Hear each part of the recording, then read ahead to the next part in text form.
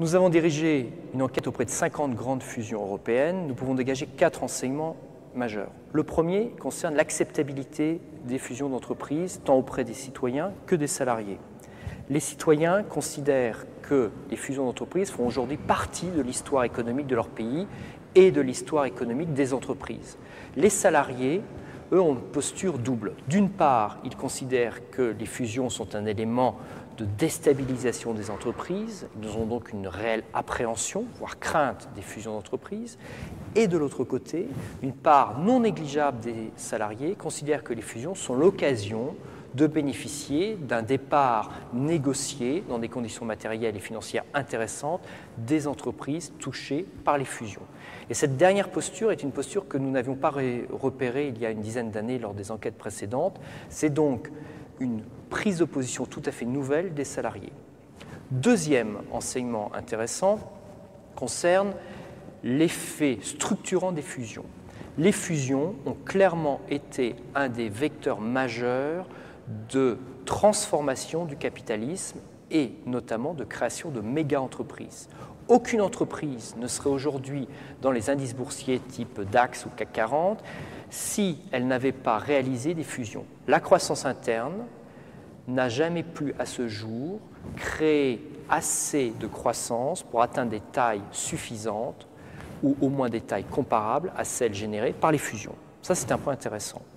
Les méga-entreprises impliquent aussi une autre conséquence qui est d'ordre managérial. La taille de ces entreprises rend difficile leur management et souvenons-nous des propos du président Obama interrogeant à plusieurs reprises la pertinence de ces méga-entreprises, à la fois vis-à-vis des autorités de contrôle, mais aussi en termes managériels. Troisième enseignement de cette étude, les économies d'échelle. Il n'y a pas une fusion qui ne soit pas présentée avec des chiffres d'économies réalisées et des économies d'échelle. Il y a deux types en théorie d'économies d'échelle, les économies d'échelle de synergie et les économies d'échelle de coûts, de réduction de coûts. Or, il s'avère que la majeure partie des entreprises, plus de 90%, réalisent essentiellement à l'occasion des fusions des synergies, des économies de coûts, et non pas des synergies ou des économies de revenus liées au regroupement des deux entreprises. Ceci a un impact important pour le climat social, car la focalisation sur les coûts va générer des plans sociaux, des réductions d'effectifs et donc un climat social plus tendu. Et peu d'entreprises se focalisent sur ce que 1 et 1 pourrait donner, non pas 2, mais 3.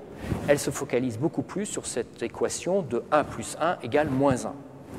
Dernier point important dans cette enquête sur les fusions d'entreprises, elles ont révélé de nombreuses évolutions sur les 5 dernières années concernant tant le management que la stratégie. Et l'un des apports essentiels est que les fusions d'entreprises aujourd'hui sont réalisées avant tout pour établir l'activisme des dirigeants et des entreprises. Les marchés financiers, les analystes cherchent sans cesse à pouvoir attester de l'activité et de l'activisme des entreprises. Or, quelle autre décision que celle de fusionner traduit au mieux un activisme? On a distingué dans notre panel un certain nombre de fusions d'entreprises que nous pourrions appeler cosmétiques. Elles n'avaient pas nécessairement de sens ou d'opportunité économique, mais au moins elles traduisaient un activisme des dirigeants.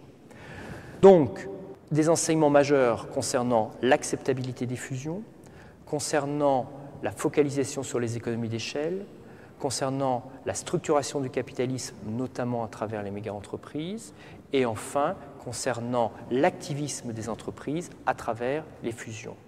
Voici les 4 principaux enseignements de cette enquête sur les 50 grandes fusions de la dernière décennie.